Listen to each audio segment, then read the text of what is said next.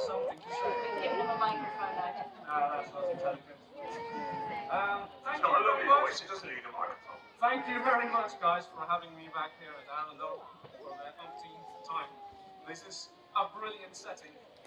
But, as we can see on the scoreboard behind me, I've got a lot of work to do today. It looks a little bit harsh for me being like TFL, I think they say it's called. It's something about being last, I'm not quite sure. But, being here in England, the sun on my face and all, I thought I'd say a few words, because without Lord of the Rings, which is written here in England by Tolkien, I would never have been here, and I would never have met my wife who is sitting underneath me. So I have some choice words from Lord of the Rings to say to you all today.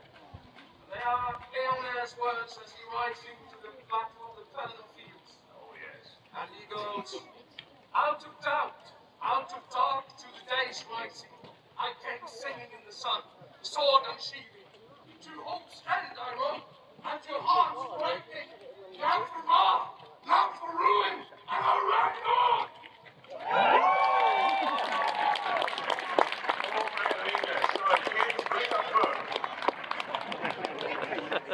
From Norway, ladies and gentlemen. So, joining us in the list now, our contestant has come further than any other, from literally the other side of the world.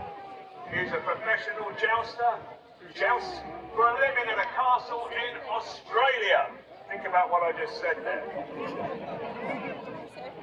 He is also, apart from being the individual team champion here in 2019, a two-time world champion, ladies and gentlemen.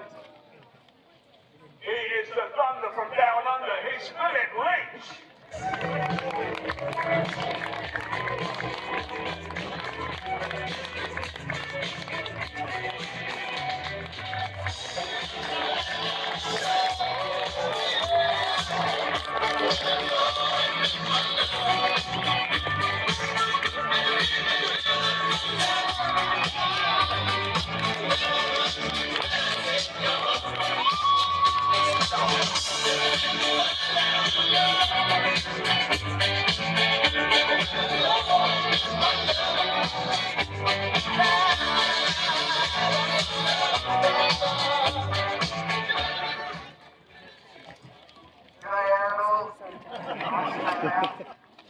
I may not be as eloquent a speaker as my Norwegian friend, but I do have something to say today, and I have something that I want you to help me say. I'm going to need a little bit of inspiration since I've travelled so far, so when I say Aussie, you say oi. Aussie! Oi! I go Aussie, Aussie, Aussie. Oi, oi, oi! Try the whole thing.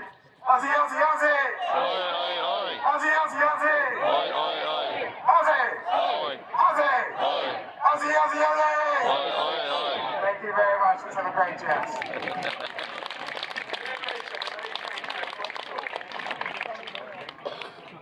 What a speech.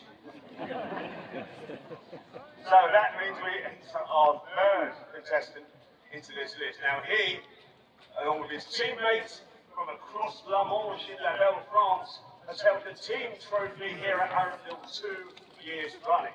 He's also, if you look at the scoreboard, put himself in a very strong position to get into the final. And everything we are doing here, ladies and gentlemen, is to get our two toughest competitors into the final. He is, from France, Luc Petiot.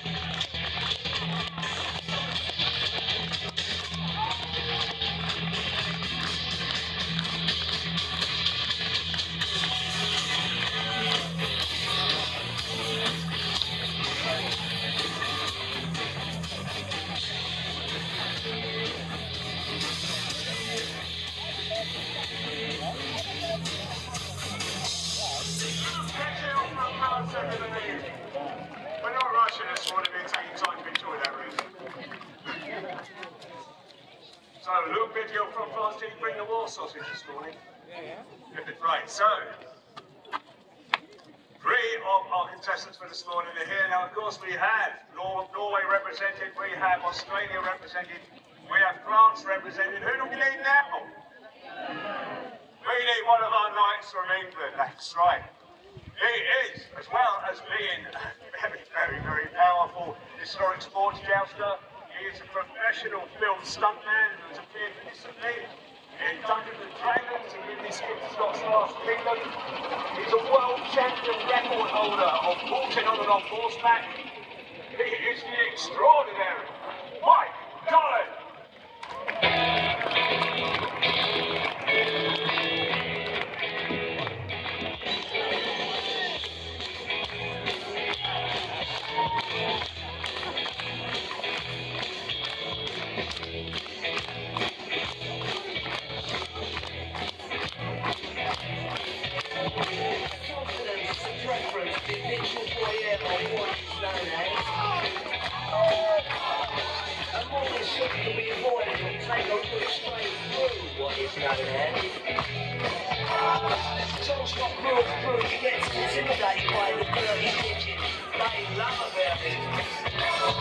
Who's that couple marching? You should cut down on your book line, mate. Get some exercise.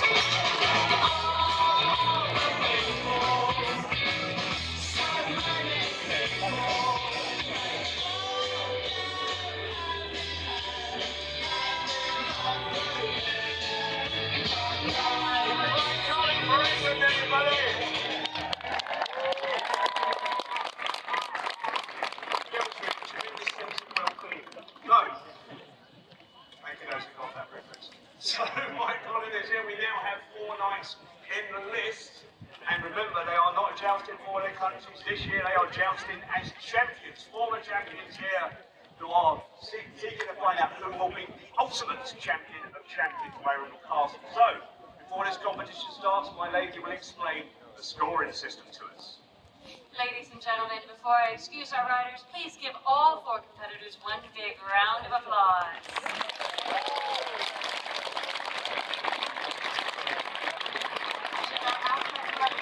Warm themselves and their horses to the list.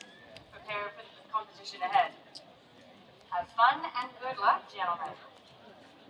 Sorry, ladies and gentlemen, this is day 6 of a grueling international jousting competition. Nigel said that we're putting points up onto that scoreboard, and every point matters here.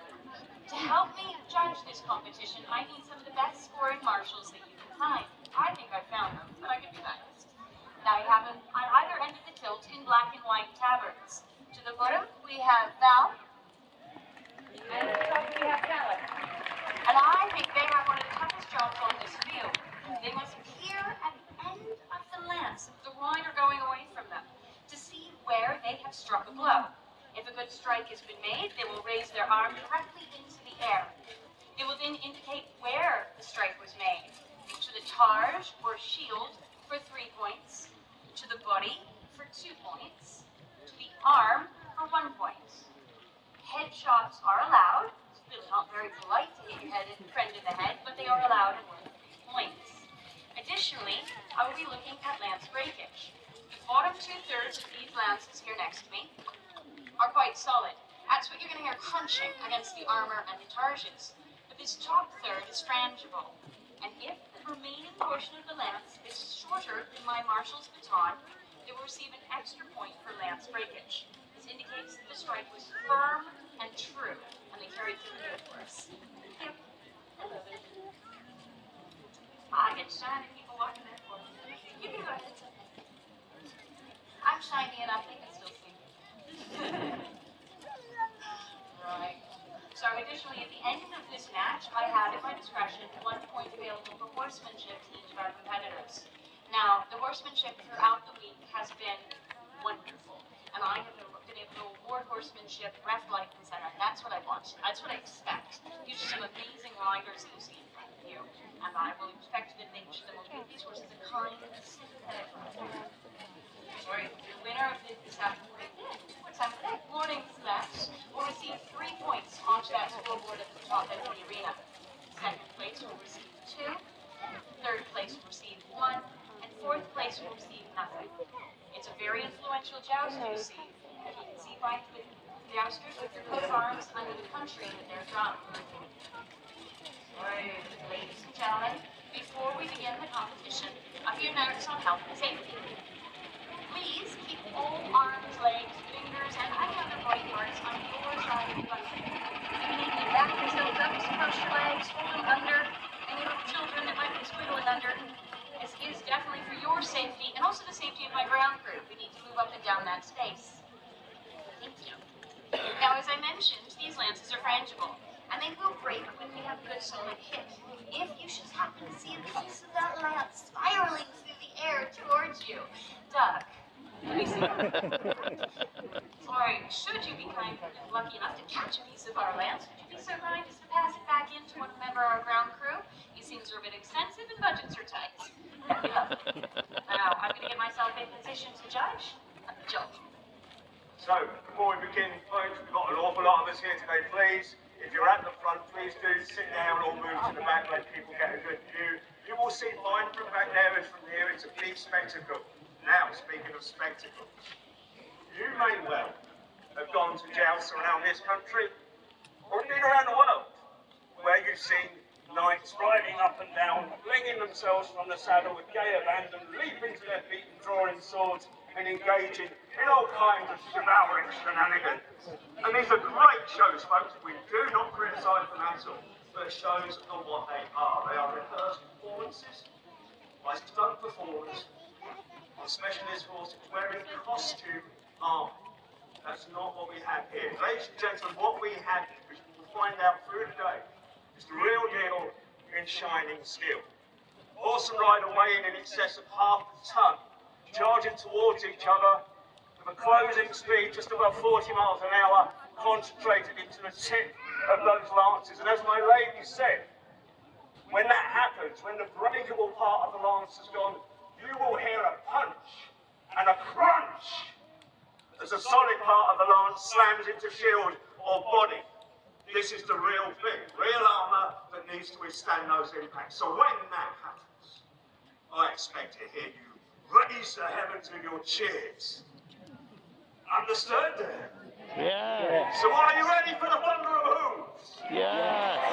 Are you ready for the splintering of lances? Yeah. Are you ready to see the best jousters in the